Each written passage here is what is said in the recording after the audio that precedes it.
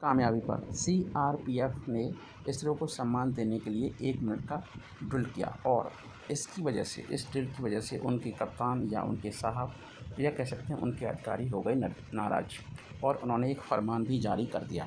जैसा कि हम जानते हैं पुलवामा काफ़ी फेमस जगह है, कुछ नेगेटिव चीज़ होने की वजह से ज़्यादा सुर्खियों में आ गया था। पुलवामा में करीब 2 दर्जन जवानों ने इसरो की कामयाबी पर अपनी खुशी जाहिर की थी। जब पूरे देश में जश्न का माहौल था तो सीआरपीएफ के जवान भी इस खुशी में शामिल हो गए।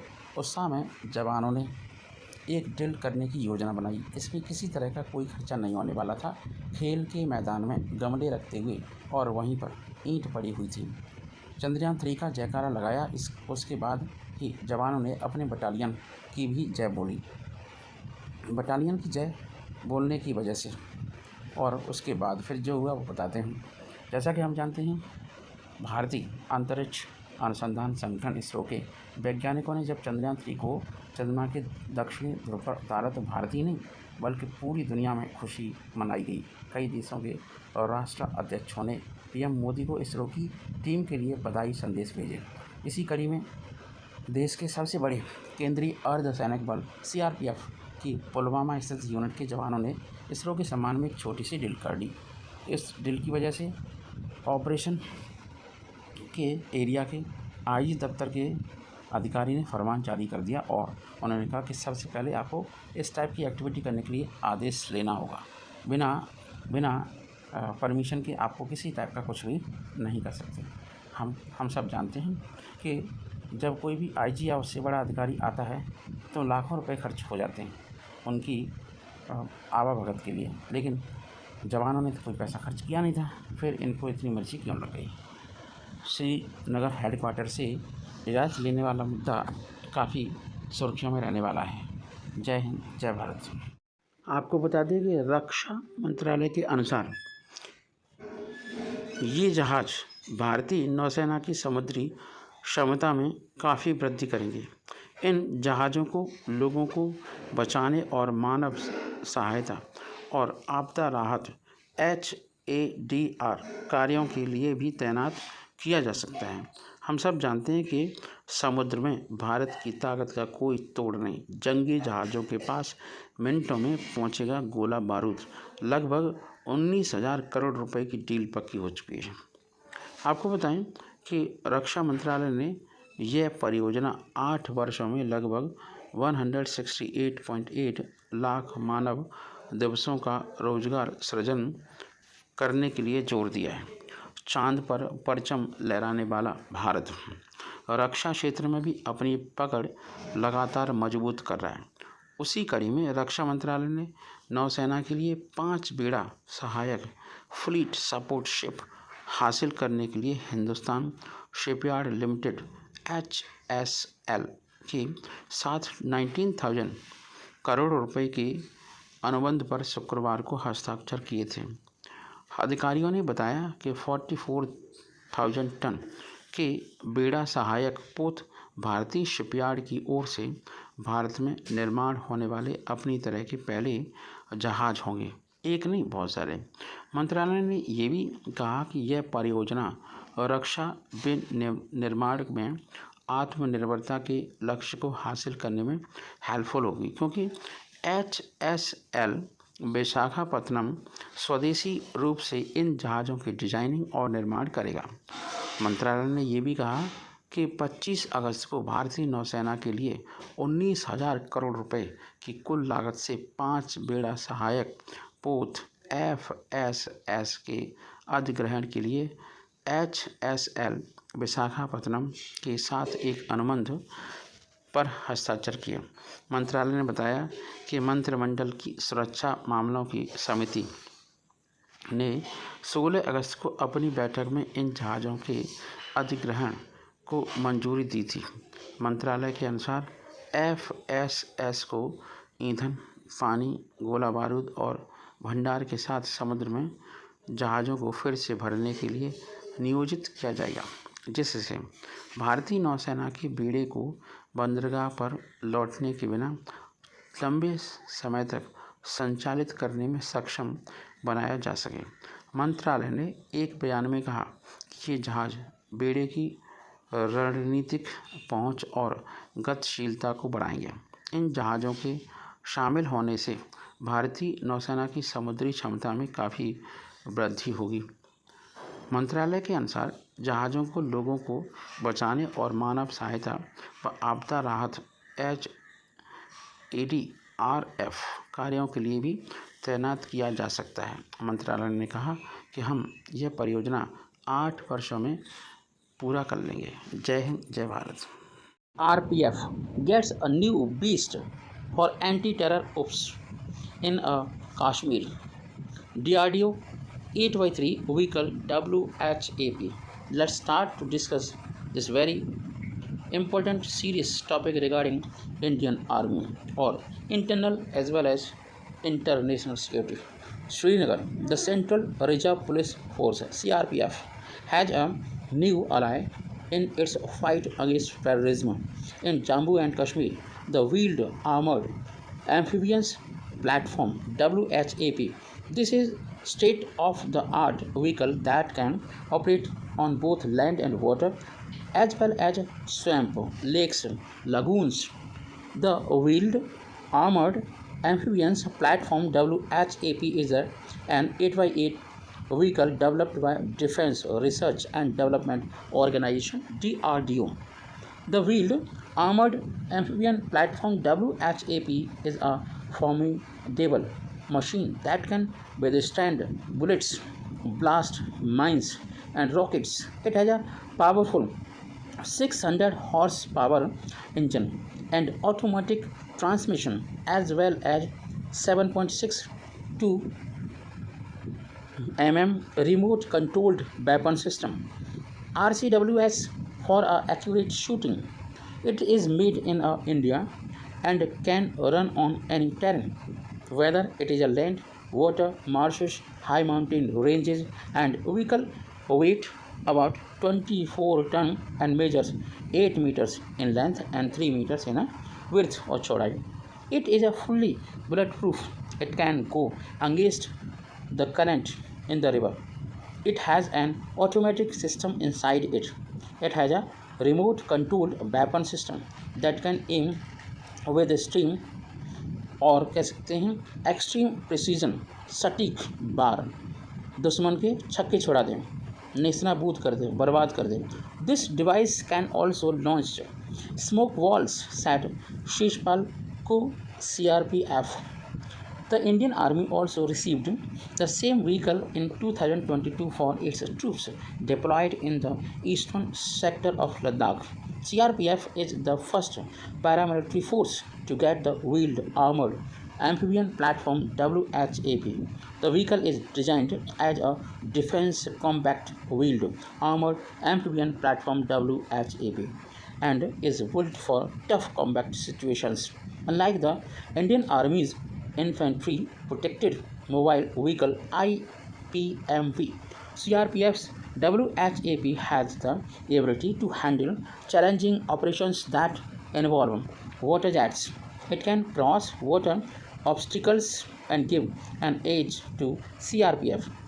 The unique amphibians feature will help CRPF in operations that sometimes occurs in swamp, lakes and lagoons.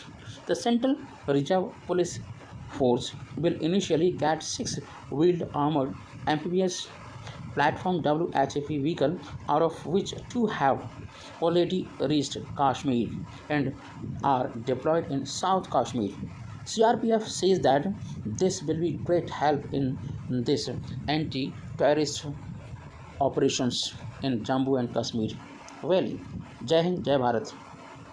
Chandrayaan 3 की सफल लैंडिंग के साथ ही भारत दुनिया के उन टॉप 4 देशों में शामिल हो चुका है जिन्होंने अंतरिक्ष में अपनी ताकत का लोहा मनवाया है पूरी दुनिया से. भारत, अमेरिका, रूस और चीन. ये चीन काफ़ी चालबाज है. अब तक अपने मून मिशन पर इतरा रहे थे चाइनीज.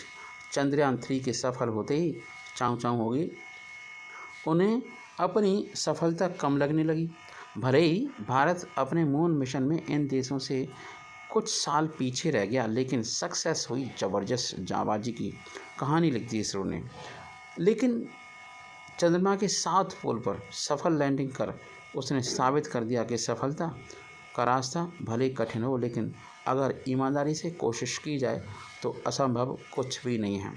चंद्रयान-3 की सफलता ने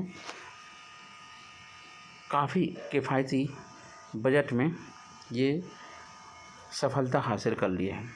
हॉलीवुड की फिल्मों से भी कम बजट में भारत चांद पर पहुंच चुका है। अब इस मिशन की सफलता होने के बाद दुनिया भर की निगाहें भारत की ओर उम्मीद से देख रही हैं। चंद्रयान-3 के कम बजट से अमेरिका, चीन, रूस समेत दुनिया भर के देशों की दिलचस्पी इसरो के इस मिशन में बढ़ती जा रही है, क्योंकि जब अमेरिका कोई काम करता है तो उसमें काफ़ी खर्चा होता है। भारत का किफ़ायती मून मिशन है। हमारे देश ने चंद्रयान-3 615 करोड़ रुपए खर्च किए। लूना 25 में 1650 करोड़ रुपए का खर्चा आया। चांग-ई 4 में 1365 करोड़ रुपए का खर्चा आया।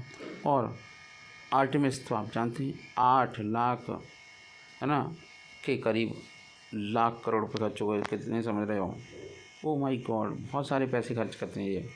जब दुनिया को पता चला कि भारत का चंद्रयान मात्र 615 करोड़ रुपए में चांद पर पहुंच गया तो उनकी हैरानी बढ़ने लगी। खासकर चीन और अमेरिका जैसे देशों की आंखें फटी की फटी रह गईं। जो देश अपने मून मिशन पर करोड़ों डॉलर खर्च कर रहे हैं, चंद्रयान-3 के बजट को जानने के बाद थोड़े से हैरान और परेशान दोनों हो गए। दुनिया भर के दिग्गज कारोबारियों, स्पेस संस्थाओं ने इसरो के इस मिशन की तारीफ की। एक्स के सीईओ एलन मस्क ने भी वैज्ञानिकों और शोधकर्ताओं के प्रयासों की सहायता की सराहना की। चंद्रयान-3 का बजट हॉलीवुड के क्रिस्टोफर नोलन की फिल्म इंटरस्टेलर से भी कम है। अगर आप बाकी देशों के मून मिशन से इसकी तुलना करेंगे तो समझ जाएंगे क्यों अब पूरा विश्व भारत की ओर टकटकी लगाकर देख रहा है। चंद्रयान-3 का अनुमानित बजट 615 करोड़ रुपए है, जो भारत के सबसे किफ़ायती अंतरिक्ष मिशनों में से एक है। इससे पहले जुलाई 2019 में चंद्रयान-2 लॉन्च की गई थी, जिसका बजट 978 करोड़ रुपए था। अगर चंद्रयान-3 के बजट की तुलना रूस के लूना 25 से करते हैं तो उसका भी अनुमानित खर्च 1659 करोड़ रुपए के आसपास है। और चाइना ने 2019 में चांग-ई 4 के जरिए चांद पर लैंडिंग की थी। इस मिशन पर चांद ने 1365 करोड़ रुपए खर्च करवा दिए थे, जबकि अमेरिका के आर्टेमिस मून मिशन, जो कि साल 2025 के लिए प्रस्तावित है, उसका अनुमानित खर्च 8 लाख करोड़ से भी ज़्यादा है। इसरो ने अपने सस्ता चंद्रयान-3 मिशन को भेज करके साबित कर दिया है कि बजट कभी भी आपको अपना लक्ष्य पाने से नहीं रोक सकता। नासा की तुलना में इसरो के पास बेहद कम बजट है। नासा जितना खर्च अपने एक रॉकेट को बनाने में कर देता है, उतना इसरो के कई सालों का बजट होता है। अगर बजट कम हो तो कैसे तकनीक का सही इस्तेमाल कर अपने लक्ष्य को पाया जा सकता है, ये भारत से कोई सीख है। चंद्रयान मिशन में हम आगे हो गए हैं, हमने लीड कर ली है और आने वाले टाइम में हम और भी स्पेस मिशन भेजने वाले हैं। आपको बताएं, इसरो का बजट दुनिया की बाकी स्पेस एजेंसियों के मुकाबले हमेशा कम होता है। चाहे वो आप मंगलयान की बात करें, चंद्रयान-3 के बजट की बात करें, हमने हमेशा कम बजट में अपने स्पेस मिशन को पूरा किया है। बड़बोले जैद हामिद को चंद्रयान-3 की लैंडिंग के सबूत चाहिए। जैसा कि आप जानते हो, जैद हामिद काफ़ी ज़्यादा फेमस है अपनी फालतू की चीज़ों के लिए। आपको बताएं कि जैद हामिद ने काफ़ी सारी बातें नेगेटिव बोली हैं। अगर हम आपको बताएं, जैद हामिद की इस साल मई में इमरान खान के समर्थक ने बीच सड़क पर पिटाई कर दी थी। इस घटना का वीडियो भी काफ़ी शेयर किया गया था, जिसमें इमरान खान के समर्थक जैद हामिद को बीच सड़क कार से खींचकर पीटते हुए नजर आए। इतना ही नहीं, जैद हामिद को 2015 में सऊदी अरब की आलोचना करने पर 8 साल की जेल और 100 कोड़े मारे जाने की सज़ा भी मिल चुकी है। सऊदी अरब के जैद हामिद को जेल में डाल दिया था और उनकी पत्नी को भी 2 हफ्तों तक मिलने नहीं दिया था। बाद में पाकिस्तानी सेना प्रमुख ने सऊदी अरब के सामने हाथ पार जोड़कर गिड़गिड़ा कर जैसे तैसे जैद हामिद को रिहा करवाया। सिरफरा है ताकि वह दुनिया भर में प्रोपेगेंडा फैला सके। जय हिंद। बड़ बोले, जैद हामिद को चंद्रयान 3 की लैंडिंग के सबूत चाहिए। जैसा कि आप जानते हो, जैद हामिद काफ़ी ज़्यादा फेमस है। अब आपको बताएं कि जैद हामिद ने काफ़ी सारी बातें नेगेटिव बोली हैं। अगर हम आपको बताएं, जैद हामिद की इस साल मई में इमरान खान के समर्थक ने बीच सड़क पर पिटाई कर दी थी। इस घटना का वीडियो भी काफ़ी शेयर किया गया था, जिसमें इमरान खान के समर्थक जैद हामिद को बीच सड़क कार से खींचकर पीटते हुए नजर आए। इतना ही नहीं, जैद हामिद को 2015 में सऊदी अरब की आलोचना करने पर 8 साल की जेल और 100 कोड़े मारे जाने की सज़ा भी मिल चुकी है। सऊदी अरब के जैद हामिद को जेल में डाल दिया था और उनकी पत्नी को भी 2 हफ्तों तक मिलने नहीं दिया था। बाद में पाकिस्तानी सेना प्रमुख ने सऊदी अरब के सामने हाथ पार जोड़कर गिड़गिड़ा कर जैसे तैसे जैद हामिद को रिहा करवाया। सिरफरा है ताकि वह दुनिया भर में प्रोपेगेंडा फैला सके। ब्रिक्स के विस्तार के मुद्दे पर भारत के लिए दोस्त रूस साथ आया है। हम सब जानते हैं, भारत ने ब्रिक्स के विस्तार का समर्थन तो किया है और भारत ने ब्रिक्स के विस्तार के लिए मानदंड बनाने पर भी जोर दिया है। भारत की कोशिश ये है कि इस संगठन में भारत के रणनीतिक भागीदार नए सदस्य के रूप में शामिल हों। उसी के साथ साथ भारत के इस प्रयास को रूस का भी समर्थन मिल गया है। जैसा कि हम सब जानते हैं, जोहान्सबर्ग में ब्रिक्स देशों की बैठक चल रही थी। दक्षिण अफ्रीका में चल रहे ब्रिक्स शिखर सम्मेलन में भारतीय प्रधानमंत्री नरेंद्र मोदी ने ब्रिक्स के विस्तार का समर्थन करके चीन के दाव को फेल कर दिया है। बात ऐसी है कि चीन चाहता है कि अमेरिका के खिलाफ एक संगठन तैयार हो। चीन हर चीज़ को पोलराइज करके अपने पाले में डालना चाहता है, लेकिन ब्रिक्स के कुछ दोस्त या देश या कह सकते हैं इन 5 देशों के अलावा और भी 23 देश हैं जो ब्रिक्स में शामिल होना चाहते हैं। तो वो तो चाइना, रसिया और अमेरिका सबसे अच्छे संबंध हैं, तो वो कैसे समझ सकते हैं, वो कैसे सपोर्ट कर देंगे चाइना को। भारत ने ब्रिक्स में नए सदस्यों के चुनाव और मानदंडों को लेकर एक आम सहमति बनाने में बढ़त बना ली है। यही नहीं, भारत को उसके प्रयास में और दोस्त रूस का भी भरपूर साथ मिला है। भारत की कोशिश है कि ब्रिक्स में हमारे रणनीतिक भागीदार देश UAE, सऊदी अरब, इंडोनेशिया और मिस्र ब्रिक्स के नए सदस्य बन जाएं। इससे पहले कि चीन की कोशिश थी कि ब्रिक्स को पश्चिमी देशों G7 और क्वाड के खिलाफ खड़ा किया जा सके। चीन इसमें अमेरिकी विरोधी देशों को एक साथ शामिल करना चाहता है। चीन की इस चाल का भारत और ब्राज़ील ने भरपूर विरोध किया और उसकी इस चाल को नाकामयाब कर दिया। भारत ने हमेशा इस बात पर जोर दिया है कि ब्रिक्स के विस्तार से पहले नए सदस्यों की संख्या और उनके लिए समुचित मानदंड, मतलब जो भी आपके क्राइटेरिया हो सकते हैं, वो सब। रूस ने अब भारत के ब्रिक्स के विस्तार को लेकर रुख पूरी तरीके से भारत का जो समर्थन है उस रुख के साथ अपने आप के वक्तव्य दे दिए हैं। सूत्रों ने बताया कि रूस ने इस बात का भी समर्थन कर दिया है कि ब्रिक्स को क्वाड या G7 के खिलाफ खड़ा नहीं किया जाना चाहिए। इससे पहले चीन के राष्ट्रपति ने कहा था कि विरोध चाहे कितना भी हो, लेकिन ब्रिक्स का विस्तार होकर ही रहेगा।